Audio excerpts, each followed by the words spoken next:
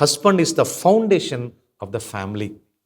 அந்த ஃபவுண்டேஷன் ஆடிடாமல் இருக்கிறதுக்காக தான் இந்த மனைவியை கொடுக்குறாங்க. ஆணுக்காக பெண் என்று சொன்னால் அடிக்கிறதுக்கும் உதைக்கிறதுக்கும் கேவலமாக பேசுறதுக்கும் சித்திரவதைப்படுத்துறதுக்கும் அதுக்காக அல்ல, அசிங்கப்படுத்துறதுக்கு அல்ல. அவங்கள ஒரு போட்டியாளராக நினைக்கக்கூடாது.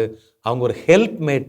நான் நல்ல முறையில் இறை சித்தத்தை நிறைவேற்றுவதற்கு பரலோக ராஜ்யத்தால் கொடுக்கப்பட்ட ஒரு அற்புதமான ஒரு துணை, இணை என்றுதான் மதிக்க வேண்டும். அப்போ குடும்பத்திற்கு கணவன் அடித்தளமாக இருக்கிறான் என்று சொன்னால் அவன் மிக மிக முக்கியமான ஒரு அந்தஸ்தை பெற்று வாழ்கிறான். நம்ம எல்லாம் என்ன செய்யறோம்னா, ஃபவுண்டேஷன் நாம் இருக்க வேண்டியவங்க, மனைவி தலை மேலே எல்லாத்தையும் சாத்திட்டு நாம ஜாலியாக போயிட்டு இருக்கோம். குடும்பத்திற்கு அடித்தளமாக இருக்கக்கூடிய அந்த ஆண் அவர் வாழ்க்கையில் சில கிராக்ஸோ சில பிரச்சனைகளோ தாறுமாறான வாழ்க்கையே இருந்துச்சுன்னு சொன்னால் அதை இம்மீடியட்டாக அட்டன் பண்ணணும். அதை இம்மீடியட்டாக ரிப்பரேஷன் ஆர் ரிஃபர்மேஷன் செய்யணும்.